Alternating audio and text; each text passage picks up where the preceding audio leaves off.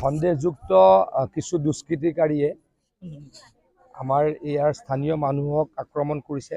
আমি কঠোৰ শাস্তিৰ ব্যৱস্থা নিশ্চয়কৈ কৰিম, কাৰণ এনেকৈ ঘৰত সোমাই আহি কাটা এইটো আমাৰ কালচাৰ নহয়, এইটো বাংলাদেশী কালচাৰ। সেই কালচাৰৰ বিৰুদ্ধে আমি চিৰিয়াছলি কাম কৰিছোঁ।